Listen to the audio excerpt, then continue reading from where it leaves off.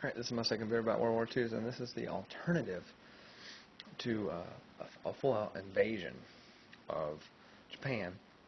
And this is the atomic bomb, where it kind of came from, and all these different things. So this is really cool stuff, and in class we're really going to debate this decision to drop the bomb, and really kind of put ourselves in Truman's shoes and what we made of another decision. So, first off, idea of coming up with the atomic bomb really began around 1942 with something called the Manhattan Project. Now, the Manhattan Project was, as you can see, all across the country, and we actually had something close to us in Oak Ridge, Tennessee, where they mined the plutonium to make these atomic bombs, and all these, it's all across the country. So it wasn't just in one location, but we were developing an atomic bomb, a bomb that would hopefully go through this. Now, why did we start building this? Albert Einstein, who came over and helped us do this, said the Germans were developing one as well, and they were, and many countries were. So we wanted to get the beat on them and get the idea and get the ball rolling. So we did. So Manhattan Project, codename for the atomic bomb. Now, Albert Einstein, why is he so important in this? He was a scientist in the Manhattan Project. He's not the lead scientist, however, but he actually gave us the idea of a nuclear reaction. The idea that an atom could be split, and how much force could be generated, and how to contain that. So he's very important in that aspect, helping us out. Now, the lead scientist on this was, again, a German immigrant. His name was J. Robert Oppenheimer. Now, upon seeing the destruction of the testing of the bomb, he gave us this quote, which says, "Now I am become death, the destroyer of worlds." And this is when he saw the destruction of the Trinity test, the testing of the atomic bomb, and what it was capable of. He said, "My gosh, what have I done?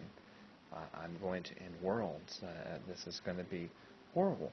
And he's partially true. I mean, and just 20 years after this, a little bit less than 20 years with the Cuban Missile Crisis, we almost stopped existing. And that threat still looms very large today. The atomic issue and how much destruction it could cause, and how do we keep the crazy minds at bay so we don't have this. So it's a really good point. Now, once Oppenheimer had an idea that this could be done, they moved the testing facility to a place called Los Alamos, New Mexico.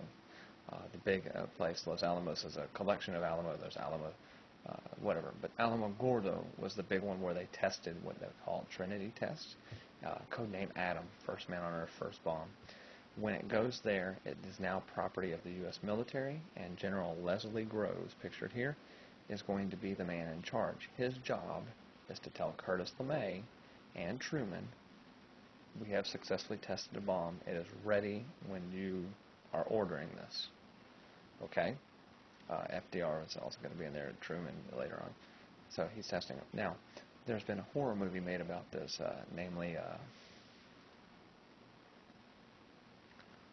gosh, I went blank.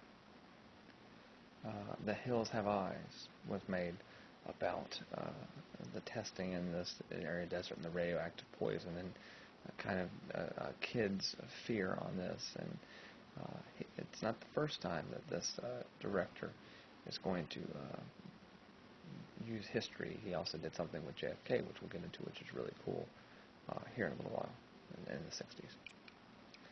Now, when it's passed on, they select the pilot and the plane.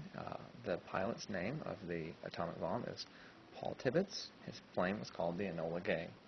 And I'll show you videos in class of how he didn't tell his group that they had the atomic bomb until they were already over the target. And I mean, all these kind of crazy things and how they reacted, and it'd be kind of cool. So with that all in check, the first target of the atomic bomb was Hiroshima, or Hiroshima. This is kind of a standing memorial, and different things like that. Now, the United States did drop leaflets and say, "We're going to drop an atomic bomb in a mass city like this. You're not going to evacuate a lot of people." And there were A lot of innocent lives that were lost this day. But the question remains, if we didn't do this, would we have lost more American lives invading, and this war would have drug on longer and longer and longer? And that's the question we're going to look at really in class and debate these two things, okay? We drop a second bomb a couple of days later on the town of Nagasaki. The one thing saying there is the Peace Pagoda, which is kind of ironic.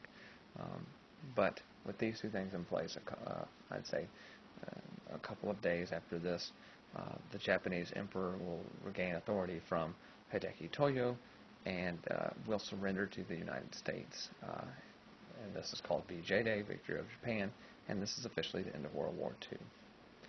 Okay? Now, here recently, and you saw that in the back of Hiroshima, President Obama went and visited Japan and kind of publicly offered an apology for the atomic bombs. And a lot of people were up in arms and really concerned because Japan never fully apologized for A, Pearl Harbor, or B, the Bataan Death March, among other things. And so why did our president go and do this? And other people said, well, maybe we need to do this. It was a loss of innocent life. And so I'm posing the question, what do you think? And we will talk about this in class and definitely get your opinions and debate things in a productive manner and see how you feel about this. All right, but that was video 2 about World War II ending.